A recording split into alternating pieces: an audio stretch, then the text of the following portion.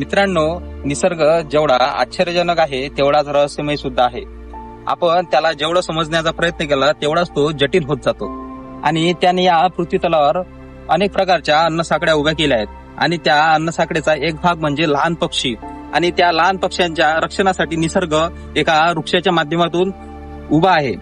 आणि अशा रहस्यमय वृक्षाबद्दल आज आपण आपल्या व्हिडिओच्या माध्यमातून जाणून घेणार आहोत. आणि निसर्गाचं रक्षक म्हणून उभं असलेलं हेच ते बाबुळी वृक्ष, ज्याचं शास्त्रीय नाव व्हॅचेलिया निलोटिका असे आहे. बाहेरून साधं आणि काटेरी दिसणारे हे झाड पक्ष्यांसाठी एका किल्ल्यापेक्षा कमी नाही. बाबुळीच्या झाडावर असलेल्या धारदार काट्यांमुळे साप, मांजर, इतर शिकारी जीव लहानशा पक्ष्यांपर्यंत पोहोचू शकत नाही. म्हणून या झाडावर चिमण्या, बुलबुल, सुगरण यासारखे अनेक लहान पक्षी आपले घरटे बांधतात आणि आपले अंडे या झाडावर घालतात.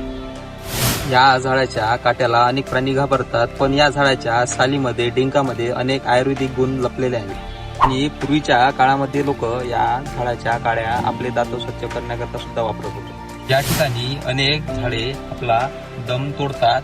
अशा कमीत कमी पाणी येणाऱ्या ठिकाणी सुद्धा हे झाड स्वतःला एका मजबूत खांबाप्रमाणे उभं ठेवू शकते.